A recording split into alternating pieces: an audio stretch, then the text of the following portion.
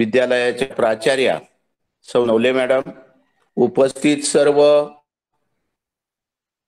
विद्यार्थी विद्यार्थिनींनो, आज आपण या ठिकाणी गणित भाग 2 या विषयाचे व्याख्यानाचा लाभ होणार आहे। या व्याख्यानामध्ये आपण जे काही सर सांगतील त्या पद्धतीने व्यवस्थित आपले जे माईक आहेत हे माईक बंद ठेवायचे आहेत। त्याचबरोबर आपण या ठिकाणी सर जे सांगतील त्या पद्धतीने महत्त्वाचं परीक्षेच्या दृष्टीने काही जे मार्गदर्शन आहे त्याच्या वेळेत नोट्स घ्यायचे आहेत।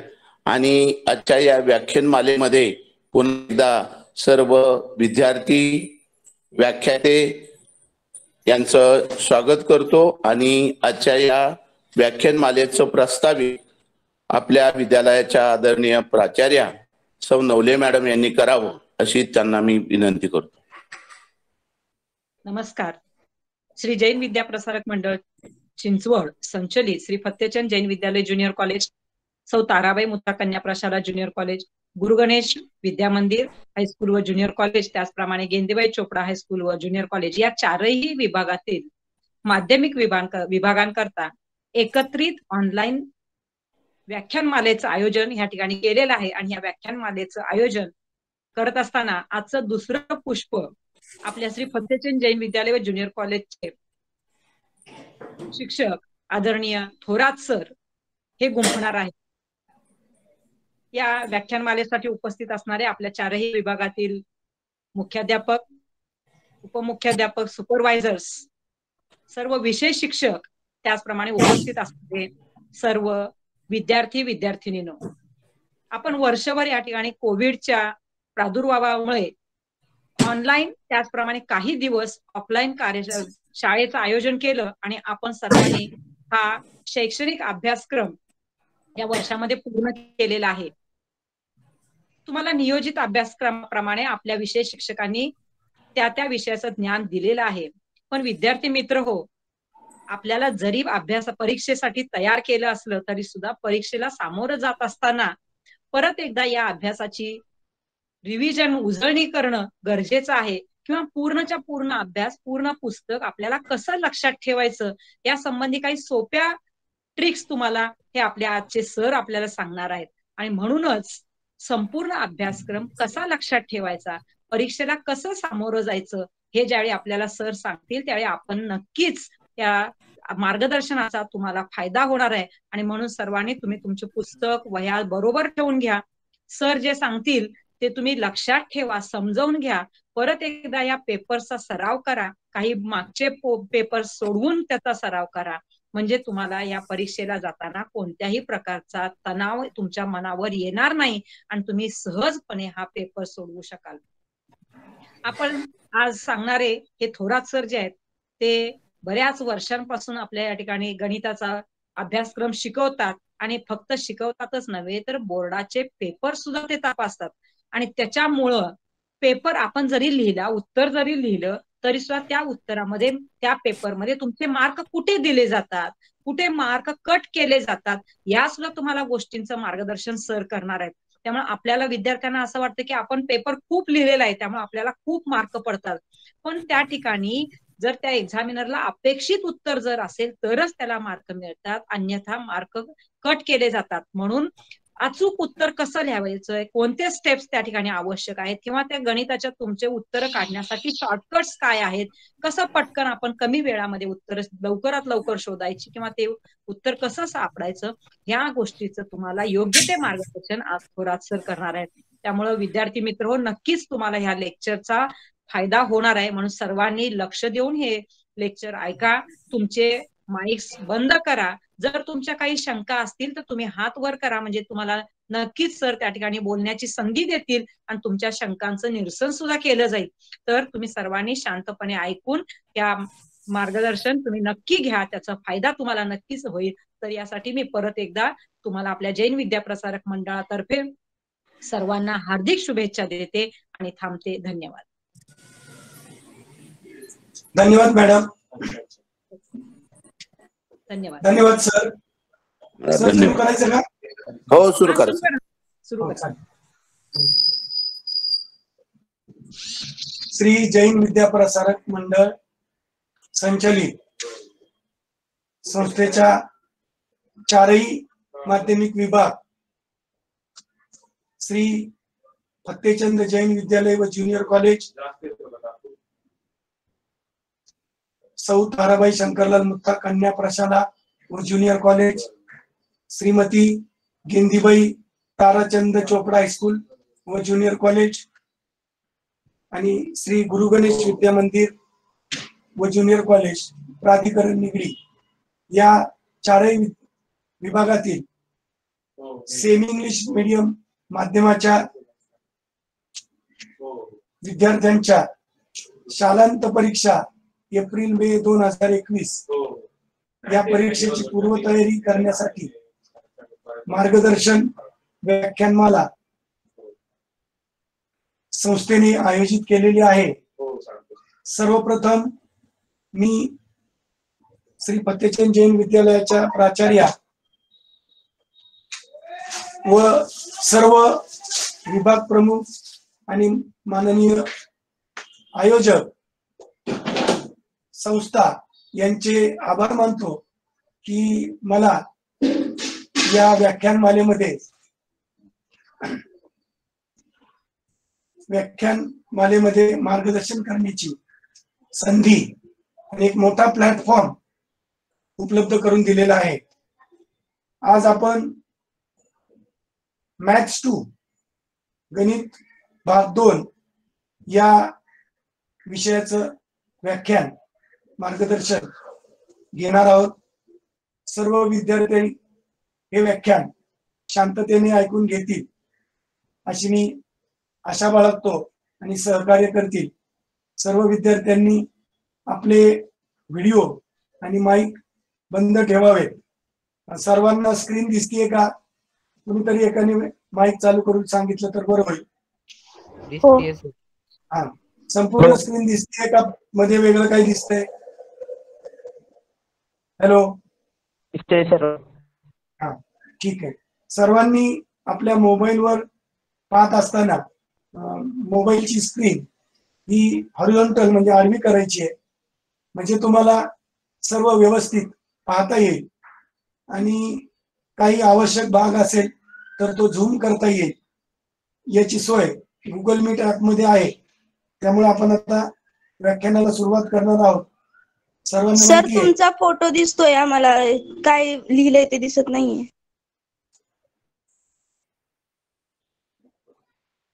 तुम्ही स्क्रीन सगळ्यांना दिसतंय ना?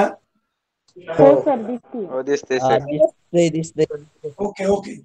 बा कुणाला दिसत नाहीये त्यांनी दुसरं जे दुसरी जी प्रेझेंटेशन आहे थोरात, तर तिथं क्लिक करा म्हणजे दिसेल तुम्हाला। ओके, तर हा सर। एसएससी परीक्षा एप्रिल मे 2021 या परीक्षेच्या पूर्वतयारीच्या संदर्भामध्ये कोविड-19 कोरोना जागतिक महामारीच्या पार्श्वभूमीवर शासकीय निर्बंध लागू असताना या शैक्षणिक वर्षामध्ये ऑनलाईन आणि ऑफलाईन अशा प्रकारचं शाळा ही झालेली आहे। या कोविड-19च्या प्रादुर्भावाला रोखण्यासाठी शासनाने जे शासकीय नियम आणि निर्बंध लागू केलेले आहेत, या निर्बंधांमुळे विद्यार्थी, शिक्षक, पालक सर्वच जण हे साशंक आहेत आणि परीक्षा कशी होणार, कधी होणार किंवा काय। तर एसएससी बोर्ड पुणे व महाराष्ट्र राज्य स्टेट बोर्ड यांनी डिक्लेअर केल्याप्रमाणे आपली परीक्षा एप्रिल मध्ये सुरू होत आहे आणि त्याचं वेळापत्रक देखील आपल्याला आलेलं आहे। या वर्षीच्या अभ्यासक्रमामध्ये पुरेसा अवधी उपलब्ध नसल्यामुळे काही अभ्यासक्रम हा डिलीट म्हणजे वगळलेला आहे, साधारण 20 ते 25%। आणि या पार्श्वभूमीवर तुम्ही परीक्षा देत आहात। या आपली जी संस्था आहे या संस्थेच्या सर्व विद्यालयांची शालांत परीक्षेमध्ये उज्ज्वल यशाची परंपरा आहे आणि या उज्ज्वल यशाची परंपरा राखण्याचं काम या कठीण प्रसंगामध्ये, कठीण परिस्थितीमध्ये सुद्धा विद्यार्थ्यांना आणि शिक्षकांना करायचंय.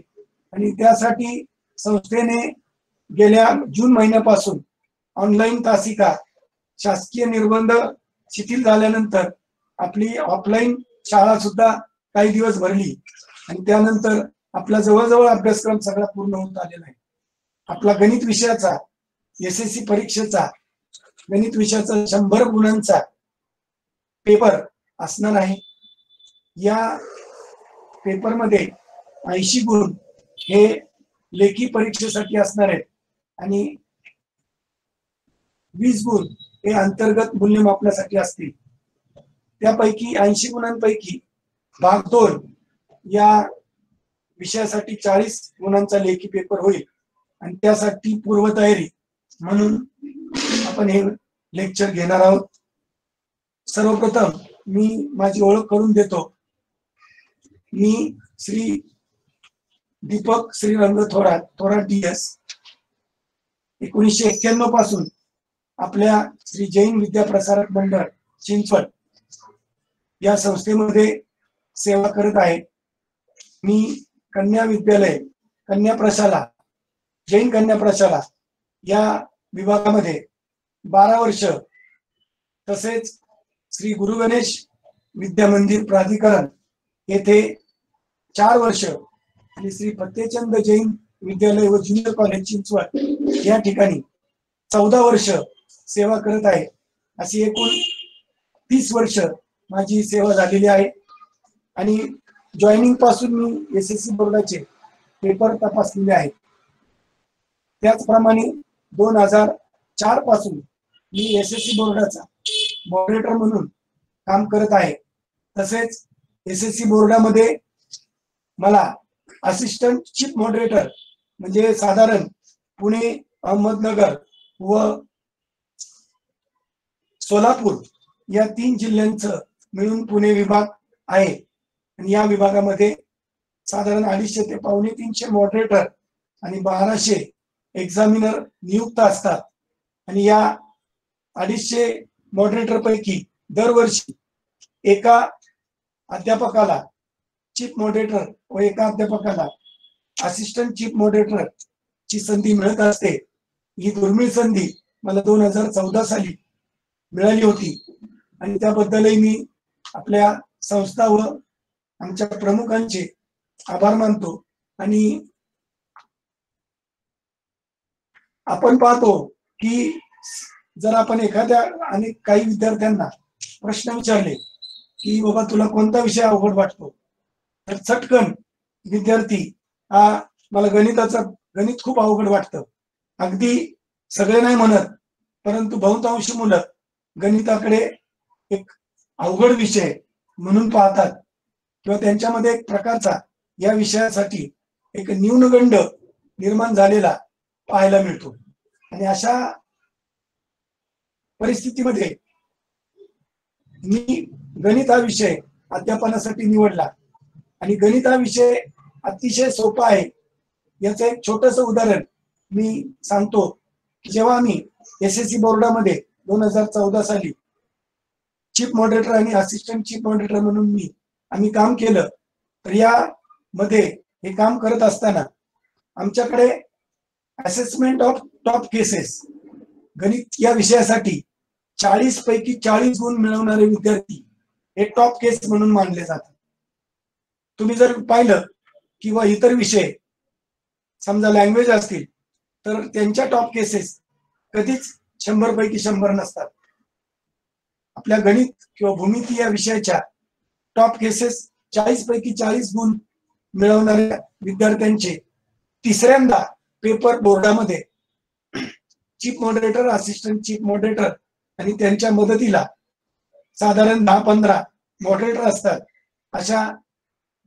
अशा लोकांची टीम यांचे पेपर तिसऱ्यांदा असेस करते आणि आम्ही त्या ठिकाणी गेली महिनाभर तिथं काम केलं. इतर मराठी सारख्या विषयाच्या टॉप केसेस किती, आम्ही त्या चीफ मॉडरेटरना विचारलं तर ते म्हणले काय नाही, आमच्या 40-50 आहेत. विद्यार्थी मित्रांनो, त्यांचं काम 1-1.5 दिवसात पूर्ण झालं. त्यांनी 40-50 पेपर पुनरावलोकन करून त्यांचे सगळे सिस्टीम पूर्ण करून ते आपापल्या शाळेत पुन्हा रुजू झाले. आमच्या टॉप केसेस 2,500 होत्या. विचार करा, 2,500 टॉप केसेसला आम्हाला त्या ठिकाणी 1 महिना गेला टोटल असेसमेंट करण्यासाठी. आणि यावरून तुमच्या लक्षात येईल की आपला जो विषय आहे हा विषय अवघड आहे, काही इतर विषय अवघड आहे. इतर विषयांच्या 40 ते 50 टॉप केस असतात, पण गणिताच्या 2,500 ते 3,000 म्हणजे 50 ते 60 पट जास्त असतात. म्हणजे आपल्या 3 जिल्ह्यात मिळून साधारण 2,500 ते 3,000 विद्यार्थी हे भूमितीसारख्या विषयामध्ये 40 पैकी 40 गुण मिळवतात.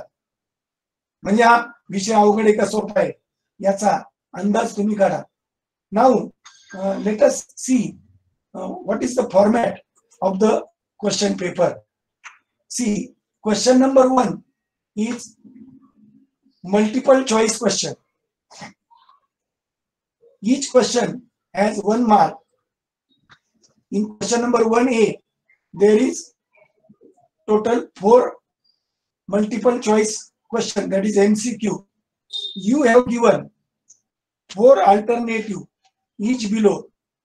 You have to choose correct alternative from them and just you have to write its label, that is A, B, C, D, not answer. This is the answer format. There is no option in this sub question. Each carry 1 mark, so 4 marks. This sub question carry 4 marks and with option 4 marks. Question number 1B, there are very simple, just knowledge depend sub questions are asked and you have to attempt all 4. Each carry 1 mark, no option. That is, question number 1 is of 8 marks. Okay. Now question number 2. सगळं दिसतंय का? Question number 2A. Now this is newly added type of question. It is activity based question. In this sub question, question number 2A, there are 3 activity asked. Student have to attempt any 2 of them. Each carry 2 marks.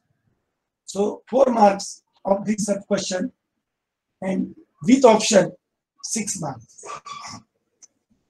Question number 2B, there are 4 students have to attempt 4 questions, sub questions, or out of 5 sub questions.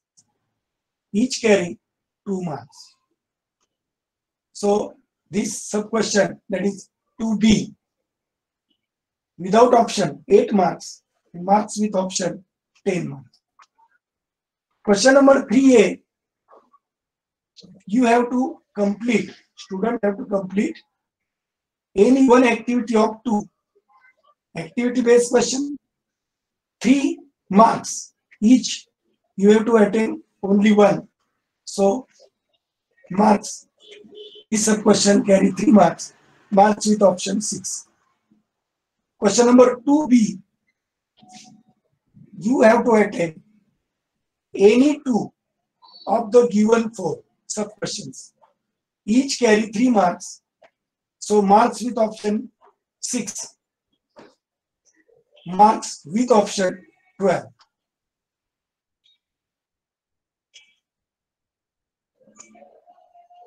Question number 4, complete 2 sub question out of 3. That is, you have to attempt any 2 of 3. Each carry 4 marks. These are challenging questions. I explain what is the challenging question after all. So this sub question, this question 8 marks without option and 12 marks with option. Question number 5. Solve any one sub question out of 2. Each carries 3 marks. So marks compulsory 3 with option 6. So if you count total marks, so total marks 40 and marks with option 60. म्हणजे बघा एकूण 60 मार्कांचे प्रश्न तुम्हाला विचारले आणि त्यापैकी फक्त 40 मार्कांचे प्रश्न तुम्हाला सोडवायचे. ऑप्शन मधले जास्त प्रश्न सोडवले तरी काही प्रॉब्लेम नाही, तुम्ही सोडू शकता. परंतु बऱ्याच विद्यार्थ्यांना वाटतं गणितात नापास होणाऱ्यांचं प्रमाण पण जास्त असतं. आपल्या विद्यालयामध्ये रिपीटरचं सेंटर पण असतं आणि या सेंटरवर सर्वात जास्त मुलं परीक्षार्थी हे गणित विषयाचे रिपीटर असतात. त्यामुळं बऱ्याच मुलांना वाटतं की खूप अवघड विषय, काय करायचं. तर विद्यार्थी मित्रांनो 60 पैकी तुम्हाला पास होण्यासाठी 14 मार्क मिळवणं अपेक्षित आहे. आणि हे मार्क मिळवणं अतिशय सोपं आहे, कारण बोर्डाचा जो क्वेश्चन पॅटर्न आहे आता यावर्षी 25% अभ्यासक्रम ओमिट झाल्यामुळे वगळल्यामुळे त्याचं जे चॅप्टर वाईज वेटेज आहे ते काही बोर्डाने पब्लिश केलेलं नाही. नाहीतर कोणत्या प्रश्नामध्ये कोणत्या चॅप्टरवर कोणता प्रश्न येणार आहे हे देखील मला या ठिकाणी तुम्हाला सांगता आलं असतं. परंतु आता ते जे पेपर सेटर आहे त्यांना त्यांचं ठरवायला सांगितलेलं असावं, त्यामुळं चॅप्टर वाईज मार्क वेटेज हे विचारलेलं नाही, म्हटलेलं नाही. त्यामुळे मी तुम्हाला इथं काहीतरी सांगण्यात काही अर्थ नाही. त्यामुळं चॅप्टर वाईज वेटेज हे साधारण पूर्वीप्रमाणेच असेल. आपल्या सिलेबस मधून लास्टचा जो चॅप्टर आहे तो म्हणजे मेन्सुरेशन हा पूर्णपणे वगळलेला आहे. बाकीच्या चॅप्टर मधलं थोडा भाग वगळलेला आहे. चॅप्टर नंबर 4 जॉमेट्रिकल कन्स्ट्रक्शन हा मात्र पूर्णपणे आहे तसाच आहे, याच्यामध्ये कोणताही भाग हा वगळलेला नाही.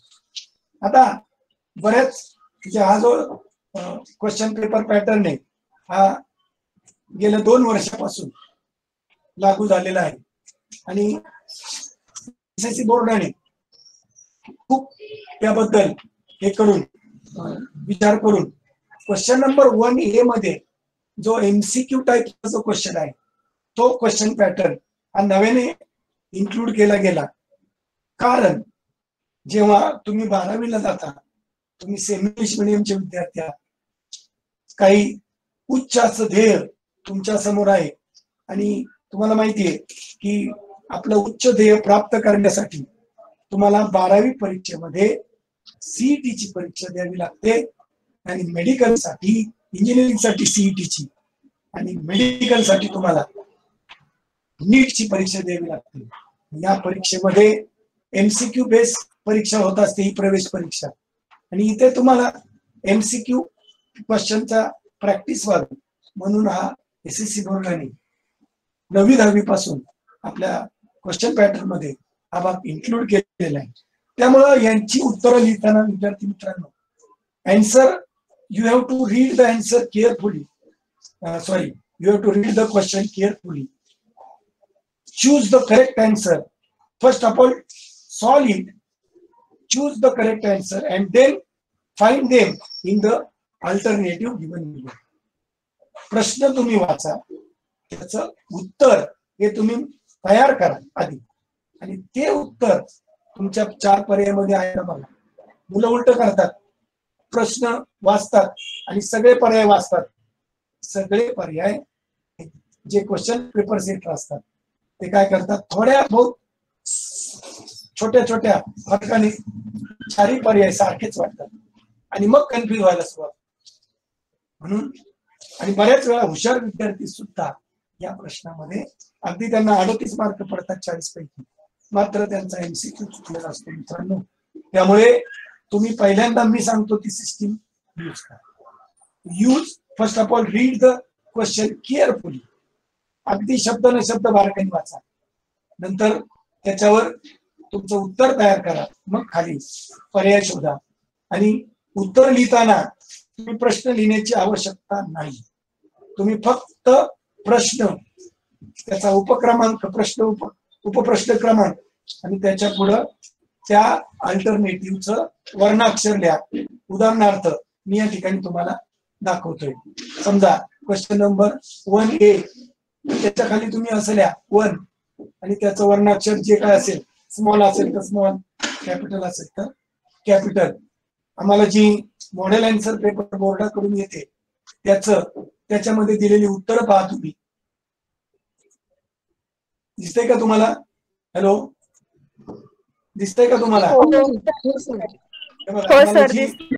आम्हाला जी मॉडेल आन्सर पेपर SSC बोर्डाकडून एक्झामिनर, मॉडरेटर आणि चीफ मॉडरेटरला जी दिली जाते, की त्याच्यामध्ये जे उत्तर दिलेलं आहे त्या पद्धतीने तुम्ही उत्तर लिहिणं अपेक्षित आहे. शेवटी मॉडरेटर आणि एक्झामिनर एक चांगला विचार ठेवून तुम्ही प्रश्न लिहिला आणि त्याच्या तिथं फिल इन द ब्लँक्स लिहून उत्तर लिहिलं तरी शक्यतो मार्क देतात. परंतु गणिताचे एक्झामिनर फार चिकित्सक असतात. त्यामुळे एखादा एक्झामिनरने जर चूक दिलं आणि तुम्ही जर शेवटी त्याचं आन्सर शीट बोर्डाकडून पैसे भरून मागवलं तर तुम्ही त्याला चॅलेंज करू शकत नाही. त्यामुळे क्वेश्चन नंबर 1A, सब क्वेश्चन नंबर आणि त्याच्या पुढे तुमच्या अल्टरनेटिव्हचं काय लिहायचंय, तुम्ही फक्त वर्णाक्षर लिहायचं. ओके. यानंतर short answer question number 1B.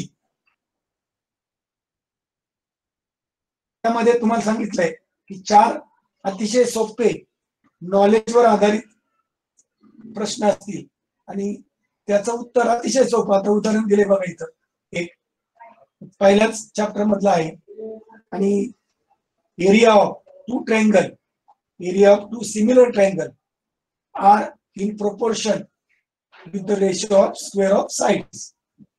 हा थेरम या ठिकाणी वापरलेला आहे. त्याचं हे उत्तर अशा पद्धतीने लिहायचंय. जेव्हा एक्झामिनर चेक करतात तेव्हा ती स्टेप आल्यानंतर अर्धा मार्क दिला जातो. बऱ्याच वेळा विद्यार्थी जम्पिंग स्टेप वापरतात. जम्पिंग स्टेप वापरत असताना एक्झामिनर जर त्यांना अपेक्षित असलेली मॉडेल आन्सर मध्ये नमूद केलेली प्रॉपर स्टेप तुम्ही जर जम्प केली असेल तर कदाचित तुमचा त्या स्टेपचा तो मार्क जाऊ शकतो. त्यामुळे अवॉइड जम्पिंग स्टेप. जेवढं तुम्हाला स्पष्ट लिहिता येईल तेवढं तुम्ही लिहा. विद्यार्थी मित्रांनो, तुम्हाला येत आहे सगळं, पण जी रिप्रेझेंट करण्याची मेथड आहे ती मेथड जर चुकली तर कदाचित तुमचे मार्क जाऊ शकतात. Question number 2A, I already tell you it is activity based question. हा ऍक्टिव्हिटीवर आधारित क्वेश्चन आहे आणि या प्रश्नामध्ये तुम्हाला उत्तर सुद्धा प्रश्नपत्रिकेत दिलेलं आहे. उत्तर सोडून दिलंय, फक्त त्यात काही ब्लँक्स स्पेस सोडलेली आहे. So to answer the activity based question you have to fill in the blanks and boxes. मग याचं उत्तर तुम्ही जर पहिल्या प्रश्नासारखं द्यायला गेले तर त्याला 0 मार्क पडतील मित्रांनो. तर तुम्हाला प्रश्न आणि त्याची पूर्ण स्टेप बाय स्टेप उत्तर लिहायचंय आणि जिथं तुमचं उत्तर तुम्हाला बॉक्स करायला सांगितले, रिकाम्या जागा आहे, तिथं उत्तर भरून तिथं तुम्हाला असा बॉक्स दाखवायचा. मित्रांनो, बरेच विद्यार्थी त्याची उत्तरं लिहितात पण बॉक्स दाखवत नाही. बऱ्याच वेळा एक्झामिनर हे तिथं फुली मारून निघून जातात आणि टॉप केसेस हे शक्यतो रिअसेस होतात. पण जर मिडल म्हणजे तुम्ही मध्यभागी असाल म्हणजे 30च्या आसपास, 25च्या आसपास, तर तुमचा पेपर हा दुसऱ्यांदा परंतु चेक होतो. पण नाही जर मॉडरेटरनी त्यांच्या लक्षात आलं, कारण एका मॉडरेटरला 6 एक्झामिनर असतात आणि 300 पेपर एका एक्झामिनरला, म्हणजे एका मॉडरेटरला टोटल 1800 पेपर रिअसेस करावे लागतात. म्हणजे साधारण दररोज त्यांना 200 पेपर रिअसेस करावे. आणि अशा वेळी जर त्यांच्या नजर चुकीतून ते सुटलं तर तुमचं नुकसान होऊ शकतं. आणि हे नुकसान हे केवळ तुमची रिप्रेझेंटची पद्धत चुकल्यामुळे होऊ शकतं. आणि म्हणून माझं सगळ्यांना सांगणं आहे, विनंती आहे की तुम्ही ऍक्टिव्हिटी बेस्ड क्वेश्चन अँसरिंग करताना तुम्हाला ज्या ठिकाणी फिल इन द ब्लँक्स बोर्डाने क्वेश्चन पेपर सेटरने सोडलेले आहेत तिथं त्या भरून बाकी सगळं तुम्हाला लिहायचंय. कुठलीच स्टेप तुम्हाला अवॉइड करायची नाही. आणि जिथं तुमचं उत्तर आहे, जसं गणित सोडवतोय तसंच सोडवायचं. आणि जिथं तुमचे या ठिकाणी आता समजा फिल इन द ब्लँक्स आहे तर तिथं काय करायचं, बॉक्स करायचं. हा बॉक्स कुणीही विसरू नका. साधारणपणे अर्धा मार्काला एक बॉक्स हा विचारण्याची एक प्रघात आहे. पण असं काही नाही, कधी कधी एखादा बॉक्स 1 मार्काला पण विचारला जाऊ शकतो. आणि त्याच सब क्वेश्चन मध्ये दुसरा बॉक्स अर्ध्या मार्काला सुद्धा विचारला जाऊ शकतो. त्यामुळं म्हणजे त्याचं जे पेपर सेटिंग आहे ते काय तुम्हाला तिथं दिसत नाही, पण ते मॉडेल आन्सर मध्ये दिसतं. आणि तुम्ही जर एखादा बॉक्स सोडून दिला तर तुम्हाला वाटेल माझा अर्धाच मार्कच आहे, पण असं नाही. समजा त्याला जर पेपर सेटरने 1.5 मार्क 1 मार्क दिला असेल तर तेवढं तुमचं नुकसान होऊ शकतं. Question number 2B, short answer. It is understanding based question. You have to assess it. Also again, question number 3A, it is activity based question. आणि मगाच्या प्रमाणेच तुम्हाला ऍक्टिव्हिटी बेस्ड क्वेश्चन ला बॉक्सेस करून आन्सर करायचंय. आता इथं एक महत्वाचा मुद्दा मला सांगावासा वाटतो की एखाद्या प्रॉब्लेमचं आन्सर हे डिफरंट मेथडने येऊ शकतं. ऍक्टिव्हिटी बेस्ड क्वेश्चन सॉल्व्ह करताना एखादा विद्यार्थी म्हणेल एवढं मोठं कशाला उत्तर लिहित बसायचं, माझ्याकडे एकदम शॉर्ट मेथड आहे आणि मी त्या मेथडने सोडवतो. मित्रांनो, तुम्हाला फक्त तिथं बॉक्स भरायला सांगितले. त्यामुळे तुम्ही जर ही मेथड सोडून याला अल्टरनेटिव्ह करेक्ट मेथड अप्लाय केली तरी देखील तुम्हाला त्या ठिकाणी 3 किंवा 2 पैकी 0 गुण दिले जातील. हे तुम्ही लक्षात घ्या. कारण तुमचं काम या ठिकाणी फक्त हे बॉक्स भरणे. तुम्ही स्वतःचं डोकं वापरून वेगळी मेथड तिथं लिहिणं अपेक्षित नाही. येतं का लक्षात? त्यामुळे तुम्ही याला अल्टरनेटिव्ह मेथड सोडवाल आणि ते बॉक्स सोडून द्याल तर त्याला अर्थ नाही. तुमचं त्या ठिकाणी 0 गुण धरले जातील, हे लक्षात ठेवा.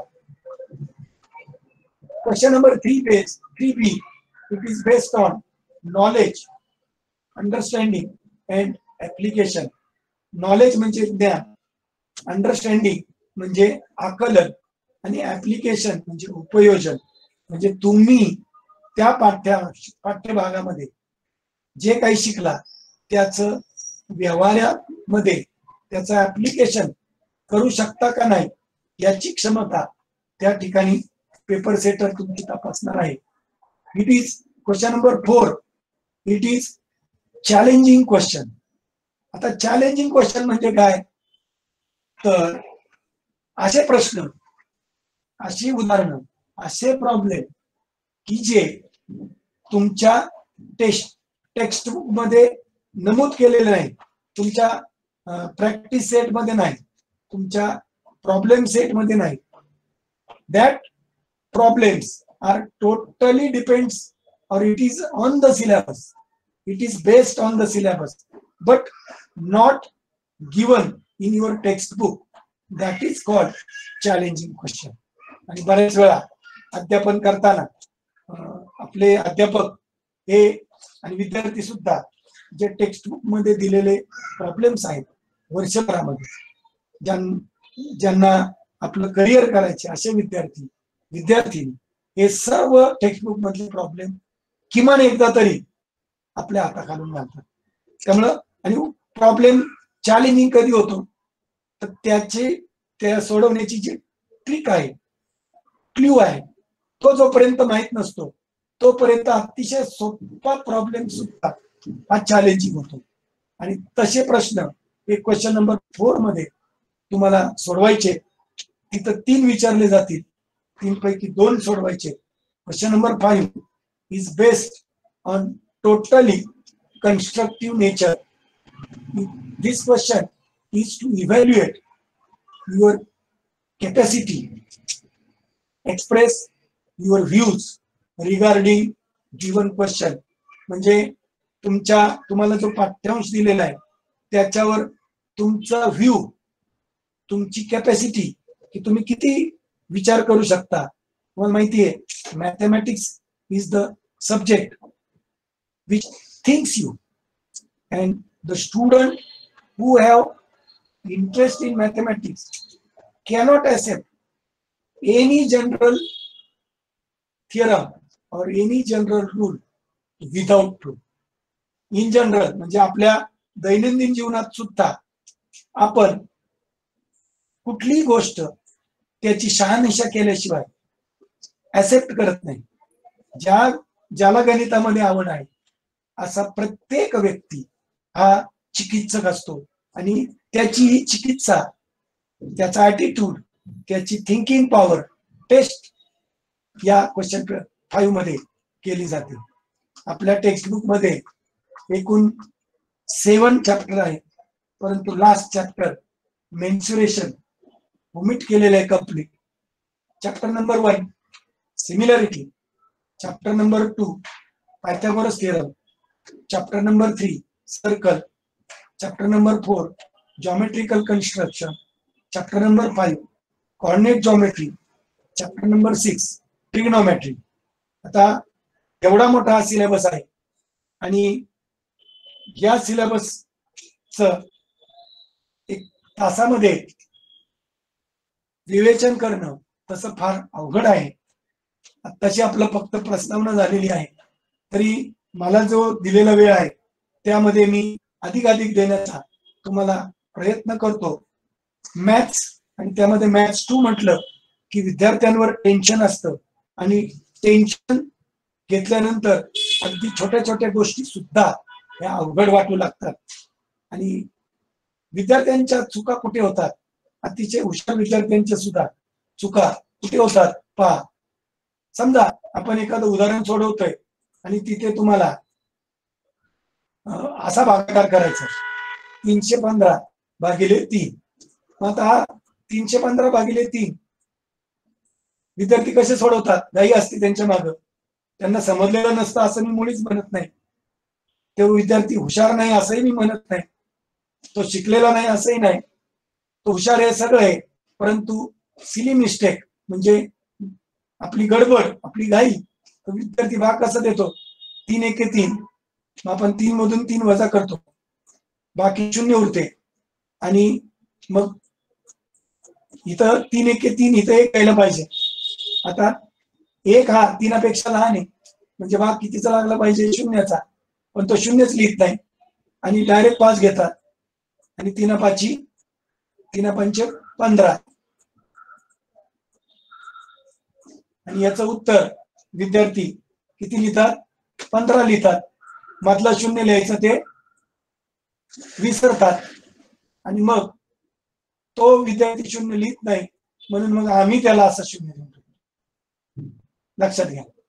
तर ही जी सिली मिस्टेक आहे, एक उदाहरण दिले, अशी अनेक उदाहरणं जेव्हा आम्ही पेपर तपासतो तेव्हा आमच्या निदर्शनास येतात. तर अशा प्रकारे तुम्ही पेपरमध्ये पूर्णतः कॉन्सन्ट्रेशन करा. Chapter number 1 similarity in our textbook start from the theorem of ratio of areas of two triangle. The ratio of areas of two triangle is equal to product of ratio of product of base and their corresponding height. म्हणजे दोन त्रिकोणांची क्षेत्रफळे ही संगत बाजू आणि संगत उंची यांच्या गुणाकाराच्या प्रमाणात असतात. आता ह्याच्यातच corollary if base are equal, म्हणजे पाया जर समान असेल if BC is equal to QR, for example, if base are equal, then the ratio of areas of that triangle is equal to ratio of corresponding height. म्हणजे पाया समान असेल तर दोन त्रिकोणांच्या क्षेत्रफळाचे गुणोत्तर संगत उंचीच्या गुणोत्तर एवढे असते. If height is same, then same theorem, ratio of area of triangle is equal to ratio of corresponding bases. आता हा जो ही जी कोरोलरी आहे ही एक्सक्लुडेड आहे, देन अँगल बायसेक्टर पण एक्सक्लुडेड आहे. आता बोर्डाची अपेक्षा आहे की एक्सक्लुडेड याचा अर्थ याच्यावर प्रश्न नाही विचारणार, परंतु सेल्फ स्टडी म्हणजे विद्यार्थ्यांनी त्याचा अभ्यास स्वतः करायचा. त्यामुळे आम्ही अध्यापन करताना सर्व भाग विद्यार्थ्यांना शिकवलेला आहे, कारण त्याच्यावर आधारित जर दुसरीकडे कुठं प्रश्न विचारला गेला तर तिथं तुम्ही चॅलेंज करू शकत नाही की हा ओमिट केलेला सिलेबस आहे. आणि म्हणून शिकवताना आम्ही सर्व अध्यापकांनी ओमिटेड सिलेबस मेन्सुरेशन सोडून बहुतांशी 90% हा शिकवलेला आहे. आणि याच्यावर आधारित तुम्हाला समजा सीईटीला पुढे 12वीला क्वेश्चन आला तर तिथं तुम्ही चॅलेंज करू शकत नाही आम्हाला 10वीला शिकवलंच नाही, तर आम्ही कसं सोडवायचं. म्हणून सेल्फ स्टडीसाठी टाकलेला आहे. त्याच्या पुढचा थिअरम जो आहे तो basic proportionality theorem. If a line parallel to one side of triangle intersect two sides in two distinct point, दोन वेगवेगळ्या बिंदूंमध्ये दोन बाजूंना एक रेषा छेदत असेल, two distinct point, then that line divides that sides in proportion, that is x. See, this proportion of AP upon BP is equal to AQ upon CQ, that is x upon y is equal to z upon w. आता इथं तुम्ही x upon y घेतलं म्हणजे a पासून सुरुवात केली तर इथं पण z upon w लिहायचं, तिथं तुम्ही w upon z लिहू शकत नाही, हे लक्षात ठेवा. आणि मेन कन्सेप्ट काय आहे, पॅरललचा. तर याचा कॉन्व्हर्स हा लक्षात ठेवा, त्याचा उपयोग तुम्हाला सोडवताना करावा लागेल. If a line divides two sides of a triangle in proportion, then that line is parallel to third side. हा कॉन्व्हर्स त्याचा लक्षात ठेवा. तुम्हाला परीक्षेला असं सोपं उदाहरण हे प्रश्न 2 मध्ये किंवा 1 मध्ये येऊ शकतं. इथं दिलेलं आहे बघा, CL line L is parallel to side PR of triangle PSR, and that divides, that ratios are, that divisions are given. See these 3.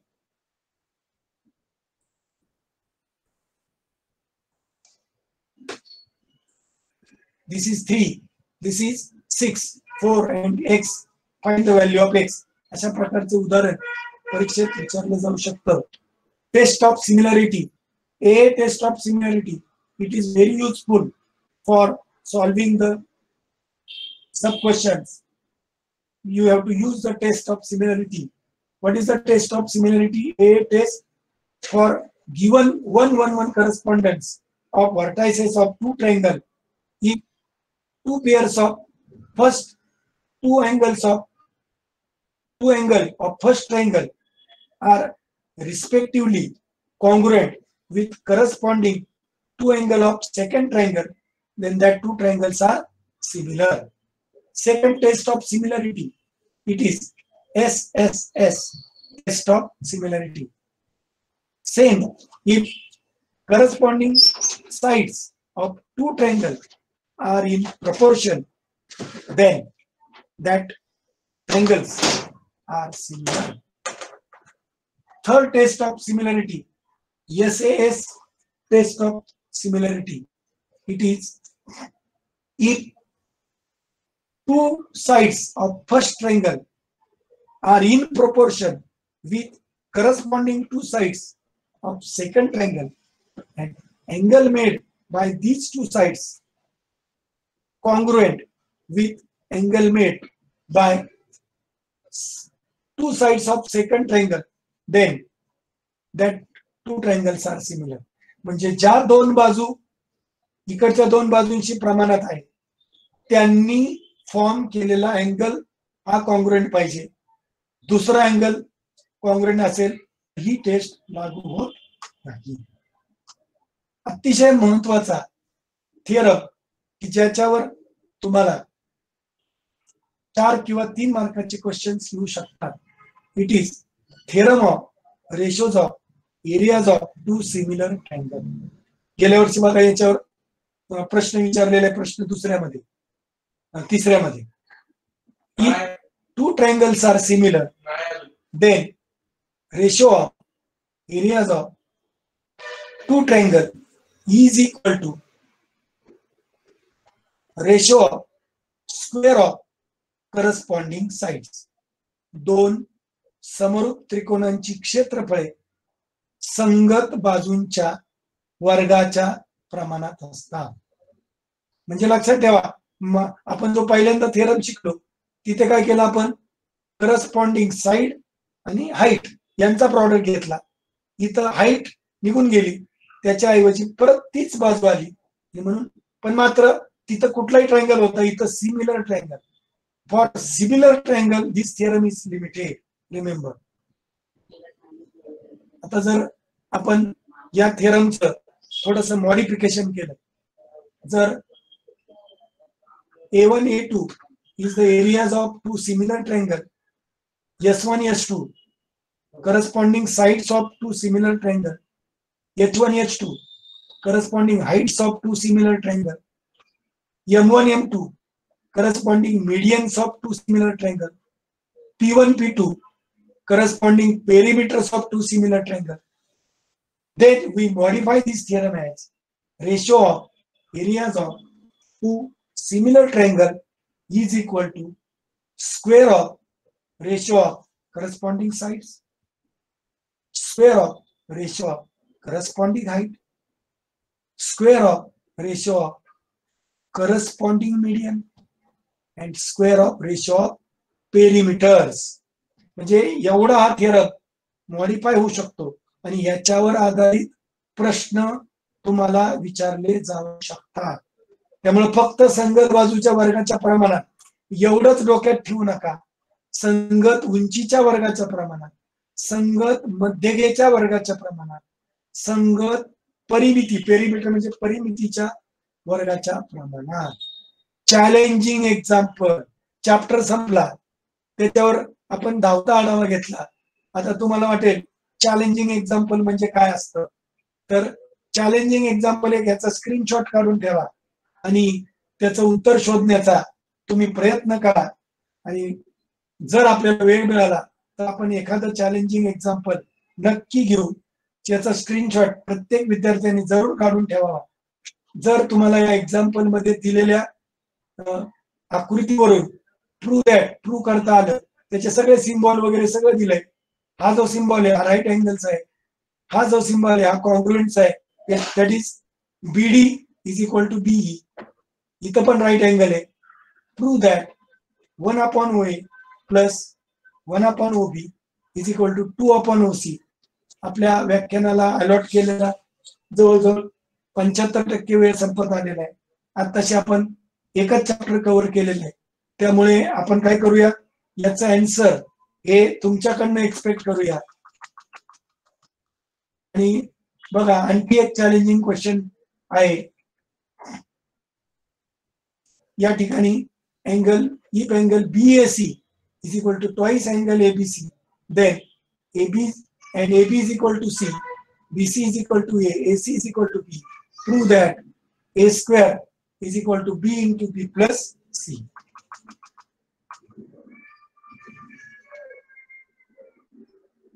आणि आपण आता सेकंड चॅप्टर मध्ये प्रवेश करतोय. Similarity and right angle triangle Pythagoras theorem. what is the first theorem of similarity and right angle triangle? If we draw a altitude on hypotenuse of right angle triangle, then two triangles formed by this altitude and original right angle triangle, all the three are similar to each other. All these three are similar to each other. This is the theorem. This may be asked for verification. Then if you extend this theorem, then this altitude drawn on hypotenuse QS is the geometric mean of PS and SR. That is QS square is equal to PS into SR. Okay.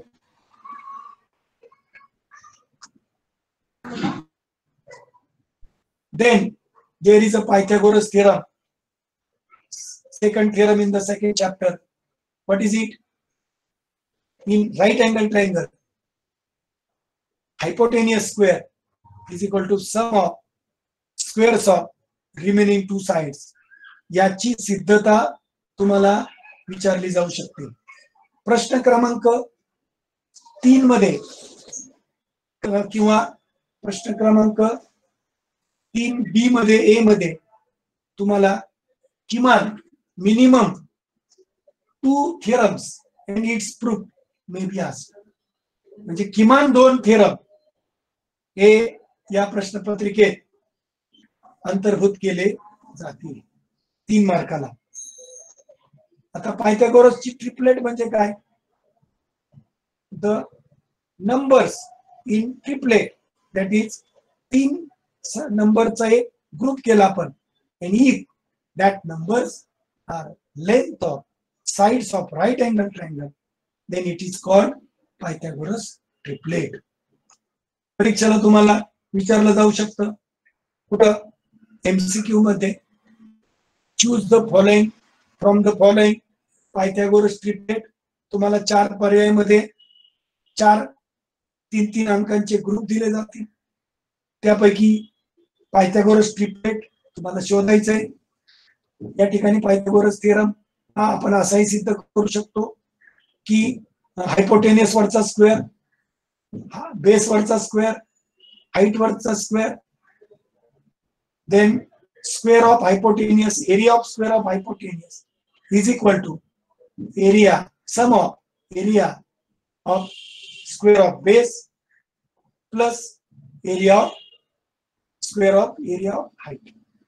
आता बघा या चौरसाची बाजू 5 आहे, या height hypotenuse 5 आहे, base 3 आहे, height 4 आहे. मग मी 1 सेंटीमीटरचे स्क्वेअर केले तर इथं किती होतील?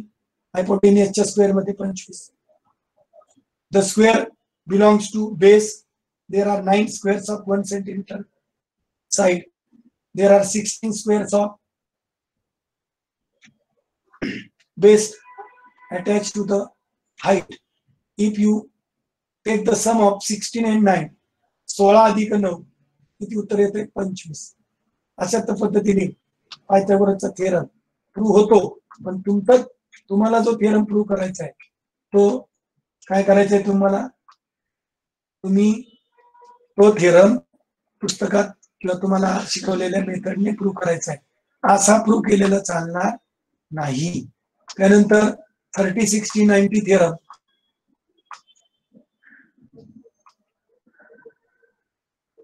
बघा, with measures of angles of triangle is 30 degree, 60 degree and 90 degree.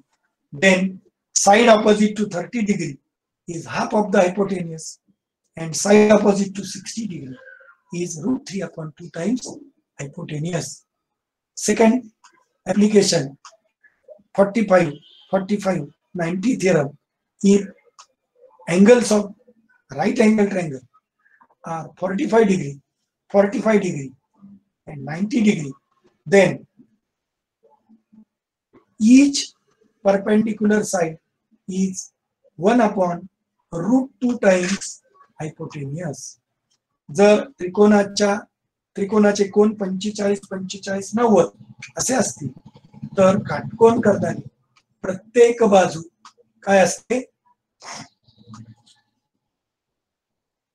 काटकोन करणारी प्रत्येक बाजू कर्णाच्या 1/√2 पट असते. Then Apollonius theorem.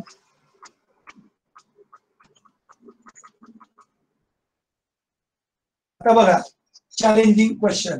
तुम्ही म्हणाल चॅलेंजिंग क्वेश्चन काय असतो? आता स्क्रीनशॉट काढा आणि तुम्हाला AB ही लेंथ काढायची आहे. स्क्रीनशॉट काढून घ्या आणि जरूर सोडवायचा प्रयत्न करा. वेळ मिळाला तर नक्की आपण याचे आन्सर घेऊ. माझ्याकडे सगळ्याचे आन्सर आहेत, नाहीतर तुम्ही म्हणाल तुम्हालाच येत नाही आणि आम्हाला सांगताय challenging question. For circle let's take the revision. Segment PQ is the radius. Segment AB, the segment joining any two sides of any two different points of the circle is called chord of the circle. So chord AB, chord AB1, chord AB2, chord AB3. If the chord passes through the center of the circle, it is called diameter of the circle. Diameter is always twice radius. Diameter हा रेडियसच्या दुप्पट असतो. The line touches the line intersect the circle in one and only one point. It is called tangent of the circle, and the point of intersection of line and circle, that is called common point, that is called point of contact. बघा, जी रेषा सर्कलच्या plain मध्ये आहे आणि सर्कलला एक आणि एकाच बिंदू छेदते तिला त्या सर्कलची टँजंट म्हणायचं. या ठिकाणी AB4, this is the tangent to the circle. Then important theorem in the circle. if PQ is the radius of the circle, then the line perpendicular to the radius of the circle at its exterior point is tangent to the circle. हा theorem आहे बघा. Line perpendicular to the radius of the circle at its exterior point म्हणजे काय? P हा त्याचा centre आहे आणि Q हा सर्कल वरचा पॉइंट आहे. So Q is exterior point of the radius and this line is perpendicular to this radius at external point. Then this is tangent, and radius drawn from point of contact is perpendicular to the tangent. Then second theorem, if you draw a line passing through the center of two circles, if two circles touches each other, that is which two circles are said to be touching circle? If they intersect each other in one and only one point, then point of contact lies on the line passes through the center of the touching circle. म्हणजे स्पर्श करणाऱ्या दोन वर्तुळांच्या केंद्रबिंदूतून जाणारी रेषा, या रेषेवर त्याचा point of contact that is S हा त्याच्यावर असतो. that is P, Q and S are co-leading. Then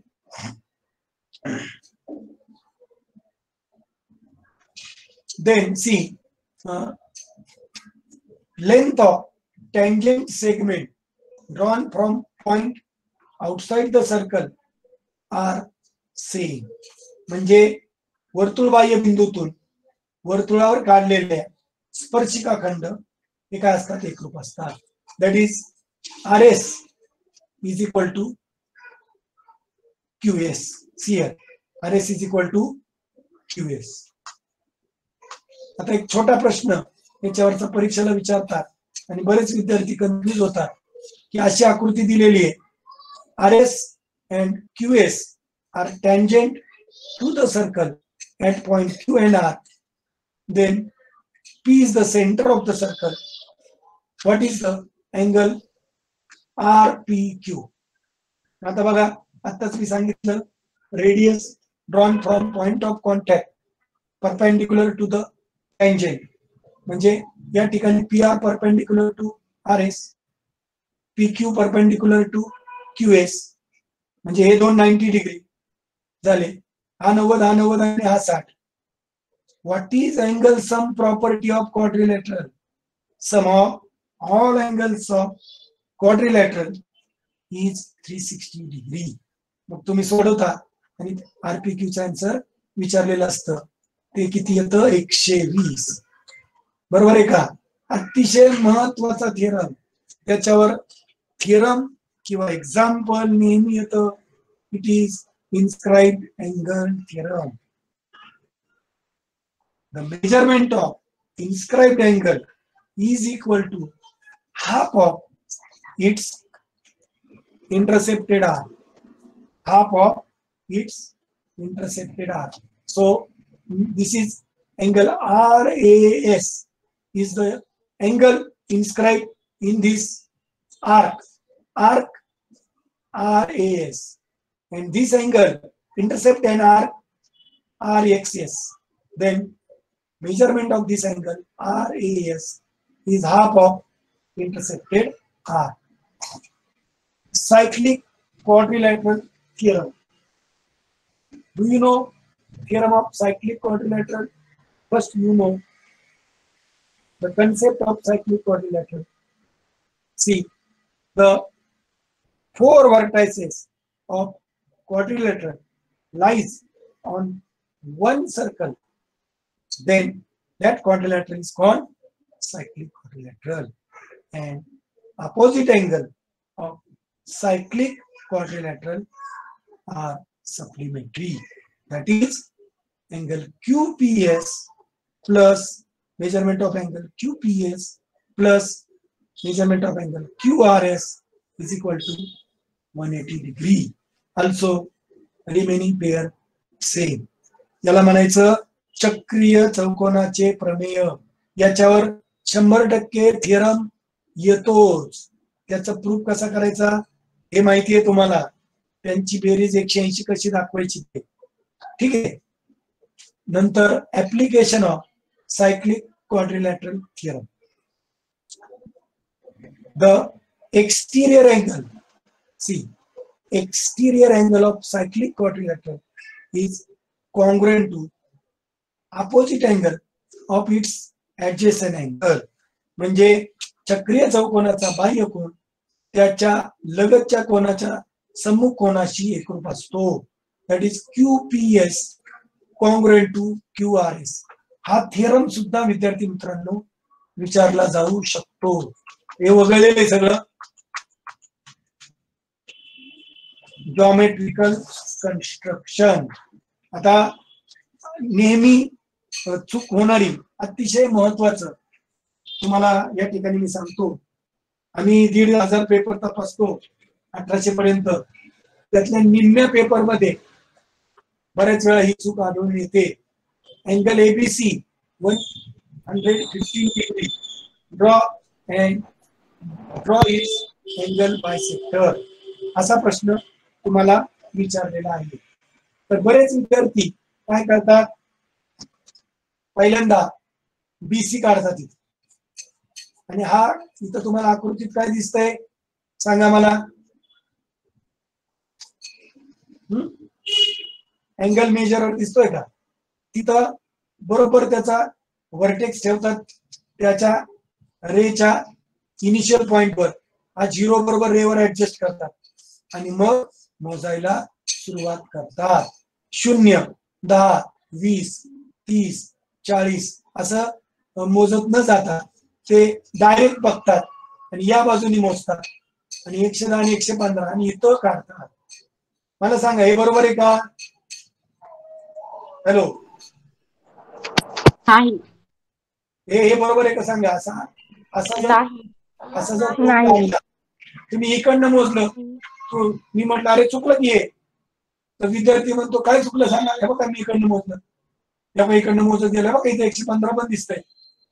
बरोबर आहे का? इथं दिसतंय 115.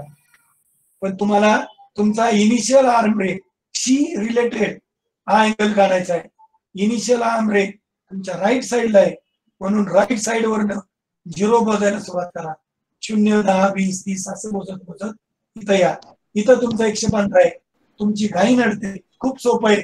अँगल बायसेक्टर खूप सोपा असतो, पण कॉमन सेन्स लक्षात ठेवा. 90 अंशापेक्षा मोठा कोण हा काय असतो? ऑब्ट्यूस अँगल असतो. हा विशाल कोण असतो. आणि आपण जर असा काढला, हा बघा मी इथं काढलाय तो, तर तो लघु कोण होतो. एक्झामिनरच्या लगेच लक्षात येतं हे चुकलंय, तो न बघताच 0 मार्क देतो. लक्षात ठेवा. तर मी गेली 14-15 वर्ष मॉडरेशनचं काम करतोय. मला येणाऱ्या पेपर पैकी निम्मे पेपर मध्ये असं उत्तर लिहिलेलं असतं. त्यामुळे अशा चुका तुम्ही करू नये. निदान हे व्याख्यान ज्यांनी काळजीपूर्वक ऐकले, निश्चित त्यांच्या लक्षात राहील की सरांनी सांगितलं होतं पेपरला प्रश्न असाच येणार. कारण एक्झामिनर बॉलिंग करताना नेहमी काय करतात? गुगली बॉल टाकतात, जेणेकरून समोरचा फलंदाज हा क्लीन बॉल झाला पाहिजे. लक्षात ठेवा. तर तुम्ही ही चूक करू नका. पुढे आणखी एक महत्वाचं लागणार म्हणजे काय? Draw the perpendicular bisector of segment with given length. मग काय करायचं? दिलेल्या मापाची रेषाखंड काढायचा. कसा काढायचा? तर पहिल्यांदा इथं हे प्लॉट करायचा, इथून रे काढायचा. ही तुमची खरी मॅथमॅटिकल मेथड आहे.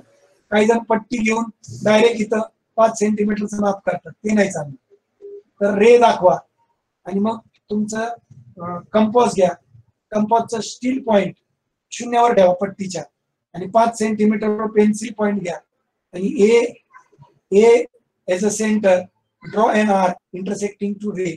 So this is AB and this AB is what required the segment AB. Now you have to draw perpendicular bisector. तुम्हाला त्याचं काय करायचं आहे? लंब दुभाजक. मग लंब दुभाजकाच्या साठी काय करतो आपण? निम्म्यापेक्षा जास्त अंतर घेऊन काय करतो? ए वरती सेंटर घेऊन या बाजूला एक आणि या बाजूला एक आर्क करतो. नंतर बी वर सेंटर घेऊन इकडे आणि इकडे आर्क करतो आणि दोघांच्या पॉइंट ऑफ इंटरसेक्शन मधून काय करतो? लाईन ड्रॉ करतो. This is the required perpendicular bisector. येते का लक्षात सगळ्यांच्या? तर अशा तऱ्हेने एक 5 मिनिटांमध्ये मी हे व्याख्यान कंप्लीट करतोय. फक्त एक रिव्हिजन घेतोय. बघा, तुम्हाला दुसरं जे ज्योमेट्रिकल कन्स्ट्रक्शन आहे, you have to draw the triangle similar to the given triangle. म्हणजे तुम्हाला या मध्ये त्रिकोण दिला जाईल. या त्रिकोणाची तिन्ही बाजूंची मापं दिली जातील आणि त्याच्याशी समरूप असणारा आणि एक करस्पॉन्डिंग प्रपोर्शन घेऊन दुसरा त्रिकोण काढण्यास सांगितले. मग त्यासाठी तुम्ही सिमिलॅरिटीची कन्सेप्ट वापरा. If two triangles are similar, corresponding sides are in proportion. तोच कन्सेप्ट वापरा आणि अननोन ट्रायंगलच्या साइड्स फाइंड आउट करा. इथं काढलेले आहेत बघा. आणि मग 2 ट्रायंगल ड्रॉ करा. यानंतर जर तुम्हाला दिलेला ट्रायंगल काढायचा आहे आणि तो काढण्यासाठी कोणत्याही साइड्स म्हणजे दिलेल्या नाही, साइड्स दिलेल्या आहेत, परंतु त्यांच्यामध्ये एक पॉइंट कॉमन आहे. म्हणजे फॉर एक्झाम्पल बघा, हे जे 2 ट्रायंगल आहेत, triangle ABC and triangle A'BC, B'C', triangle ABC and triangle A'BC, C'. म्हणजे या ठिकाणी बघा, हा बी पॉइंट इज कॉमन. दोन्ही त्रिकोणामध्ये हा बी पॉइंट आलेला आहे. आणि जेव्हा असं असेल, लक्षात ठेवा ही मेथड कधी वापरायची? जेव्हा एक पॉइंट हा 2 त्रिकोणांमध्ये हा पॉइंट ऑफ कॉमन असेल, तेव्हा तुम्ही ही मेथड वापरा. त्यासाठी पहिल्यांदा त्रिकोण काढून घ्या. त्यानंतर सर्वात मोठे बाजू दिलेले त्याचे भाग करा तेवढे, आणि त्रिकोण एबीसी तुम्हाला दिलेला आहे समजा, तर मग तुम्हाला A dash B C dash काढायचा आहे. मग तुमचा ए डॅश बी चे भाग किती आहेत? 3. मग सी आणि T5 याला पॅरलल लाईन काढा, ती इथं छेदेल. त्यासाठी अँगल कॉन्ग्रुएंट ची कन्स्ट्रक्शन करा, आणि नंतर इथं अँगल कन्स्ट्रक्शन कॉन्ग्रुएंट ची करून या अँगलला कॉन्ग्रुएंट अँगल इथं काढा. तुम्हाला इथे ए डॅश आणि इथे सी डॅश मिळेल. अशा तऱ्हेने हा त्रिकोण ड्रॉ होईल. मला वाटतं वेळ खूप झालेला आहे. मी एक कंटिन्यू ठेवू का, पुढे सुरू करू, ठेवू का? Hello hello hello. हो सर चालेल. Next, to construct the tangent segment to the given circle. तर त्याच्यासाठी काय करायचं? गिवन रेडियस सर्कल कन्स्ट्रक्ट करा काळजीपूर्वक. त्याच्यानंतर तुम्हाला पी पॉइंट हा सर्कल वरचा पॉइंट आहे, मग तुम्हाला काय करायचंय? रे काढायचा आहे सीपी. तो जरा मोठा काढा, खूप छोटा काढू नका. आणि मग पी या पॉइंट वर आर्क घेऊन, देन सफिशियंट डिस्टन्स घेऊन, पी सेंटर घेऊन डाव्या बाजूला एक आर्क करा इंटरसेक्टिंग, आणि हॅलो हॅलो हा, आणि या आर्क मधल्या सेगमेंटचा परपेंडिक्युलर बायसेक्टर काढा. त्यानंतर विदाउट युजिंग सेंटर, हा युजिंग सेंटरचा होता, इथं आपण सेंटरचा वापर केला. विदाउट युजिंग सेंटर सुद्धा टेंजेंट काढता येते, आणि त्यासाठी ही मेथड आहे. यानंतर तुम्हाला एक सर्कल दिलं जाईल, त्याची रेडियस गिवन असेल, आणि from the centre of the circle the point outside the circle is given with distance. म्हणजे रेडियस दिली जाईल आणि ओ सेंटर दिलं जाईल, ओपी डिस्टन्स दिलं जाईल. समजा radius 3.5 centimetre, O is the center and OP is equal to 7 centimeter. Draw the tangent to the circle through point P. म्हणजे P बिंदूतून जाणारे टँजेंट काढा. त्यासाठी काय करायचं? OP चा परपेंडिक्युलर बायसेक्टर काढायचा.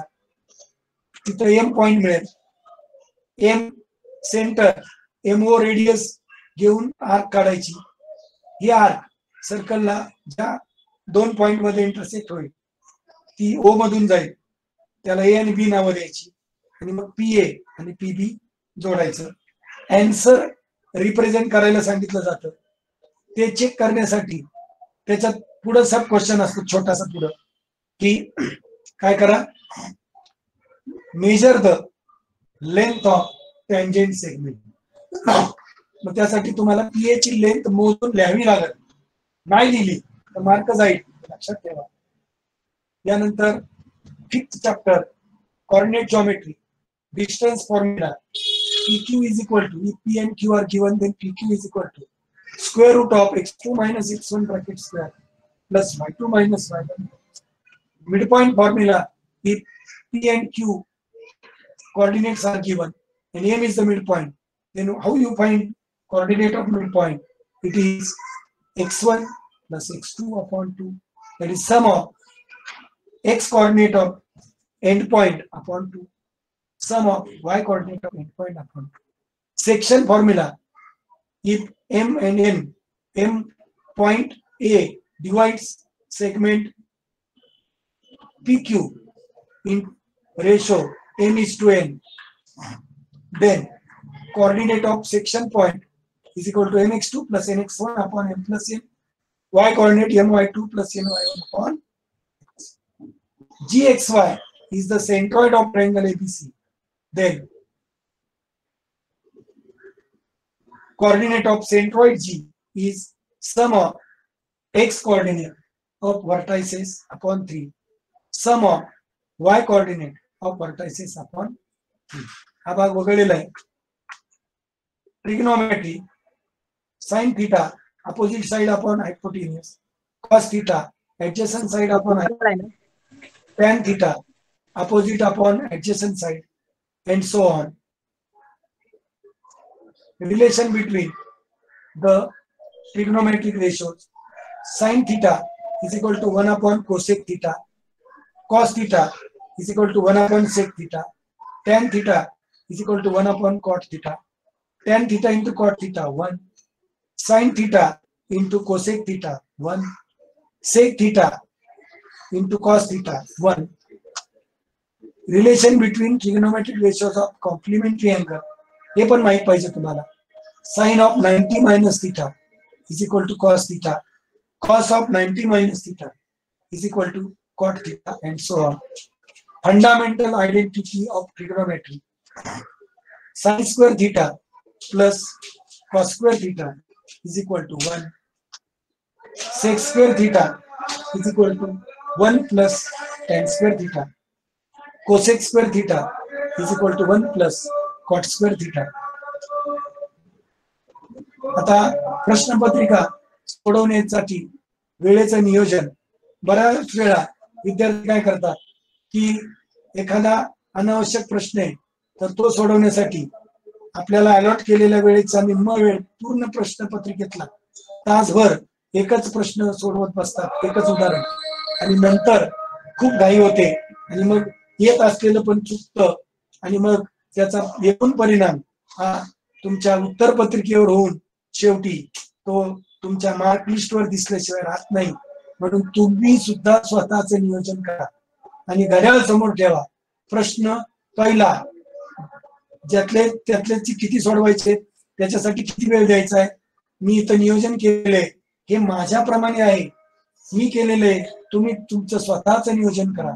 प्रत्येकाचं नियोजन असलंच पाहिजे, लक्षात ठेवा. आणि हे बघा, प्रश्न क्रमांक 1 अ ला तुम्ही उपप्रश्नासाठी 2 मिनिटं वेळ द्या, एकूण 8 मिनिटं वेळ देऊ शकता. हा अलॉट केलेला वेळ आहे, पण MCQ आहे, काही जणांचे 2 मिनिटात 4 उपप्रश्न सोडून होतील, हरकत नाही. वाचलेला वेळ पुढे वापरा. प्रश्न 1B याच्यापेक्षा जास्त वेळ देऊ नका.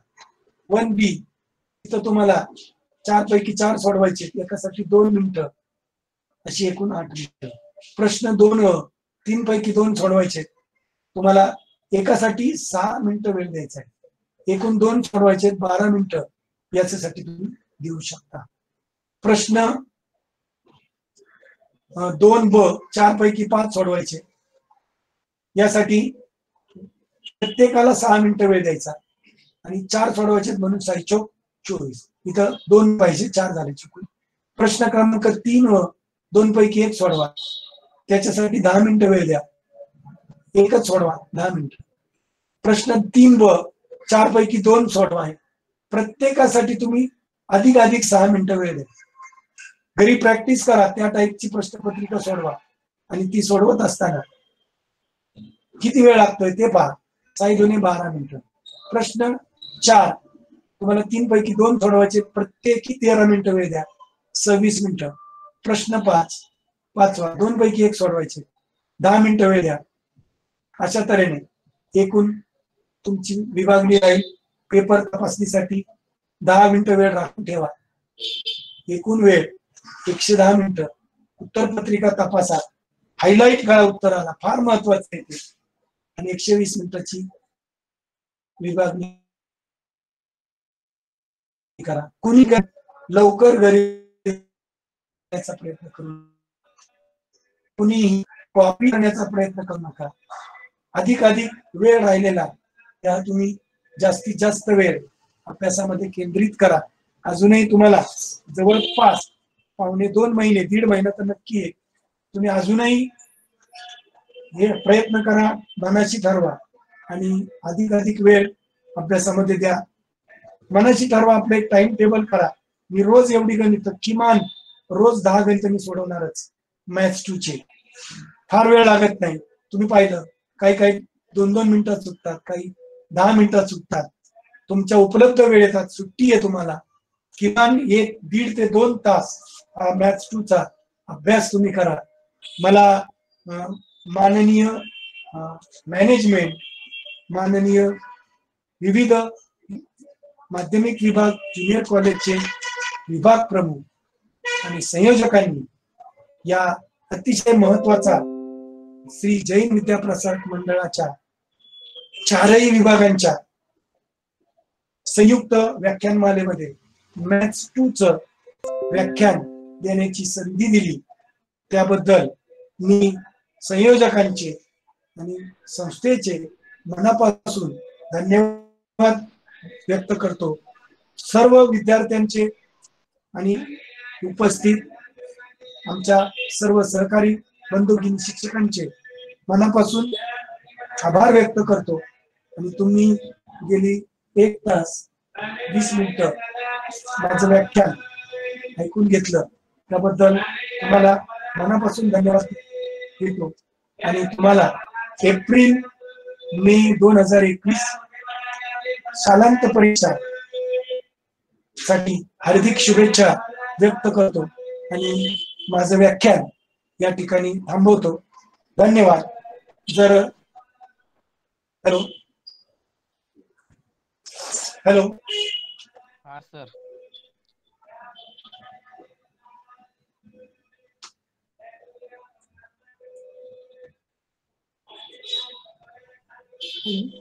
हॅलो हॅलो येतोय सर आवाज. हा. येतोय सर आवाज.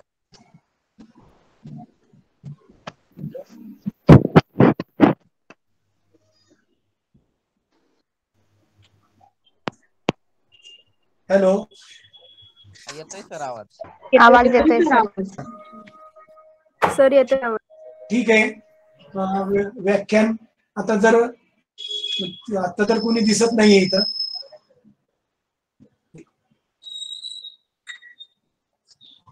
कोण पाहिजे तुम्हाला?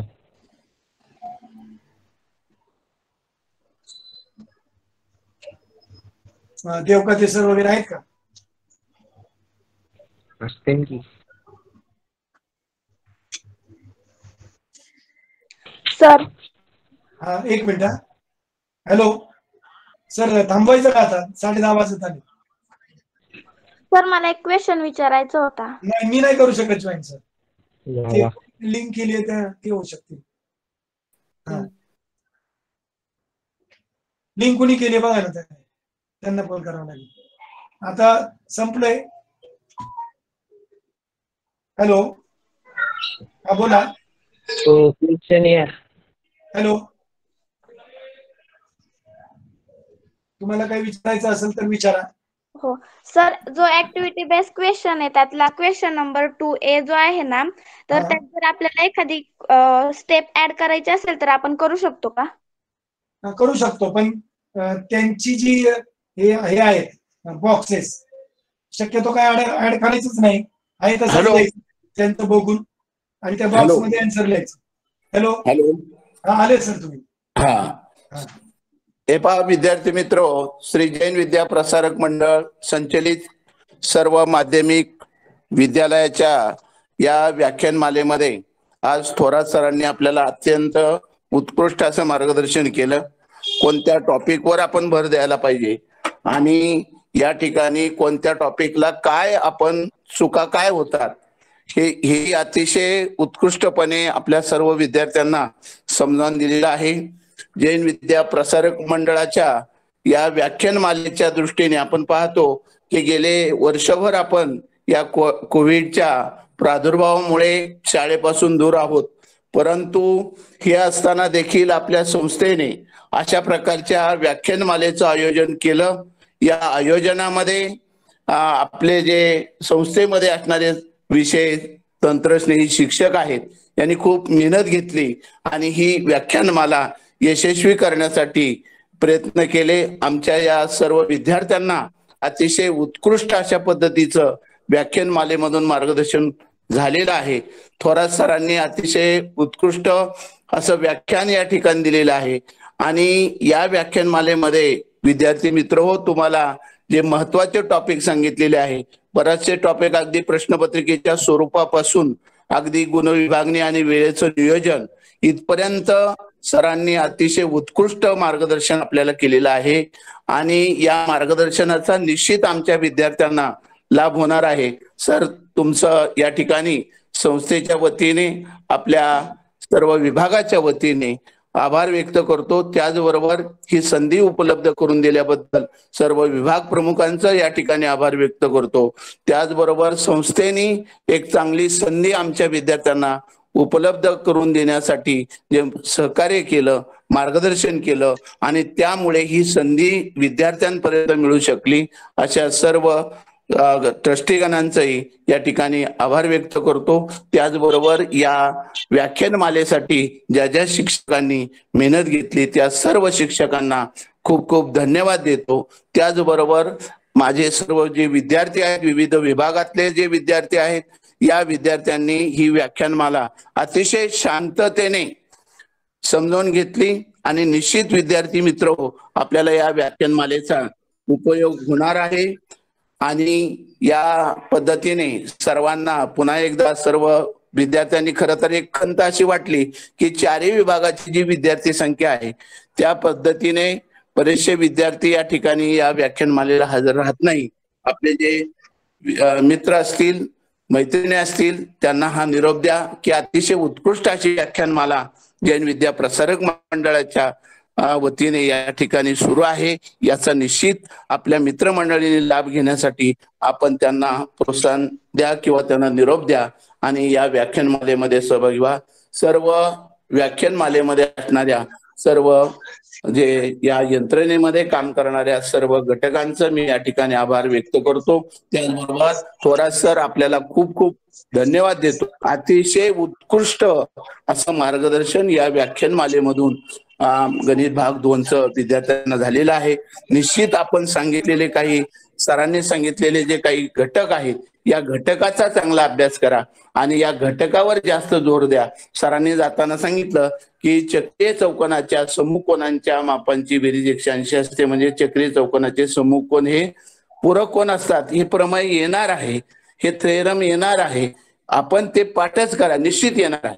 म्हणजे काही अशा गोष्टी आहेत, कारण सरांनी बोर्डामध्ये गेले 15 वर्ष काम करतायत आणि त्याच्यामध्ये विद्यार्थ्यांकडून होणाऱ्या ज्या चुका आहेत किंवा काय चुका होतात आणि कशा पद्धतीने आपण त्या चुका दूर करायच्या आहेत या संदर्भातलं उत्तम मार्गदर्शन आमच्या विद्यार्थ्यांनी दिले. सर्व विद्यार्थ्यांच्या वतीने, संस्थेच्या वतीने पुन्हा एकदा तुम्हाला खूप खूप धन्यवाद देतो आणि आजचं हे दुसरं पुष्प अतिशय उत्कृष्टपणे थोरात सरांनी गुंफलं.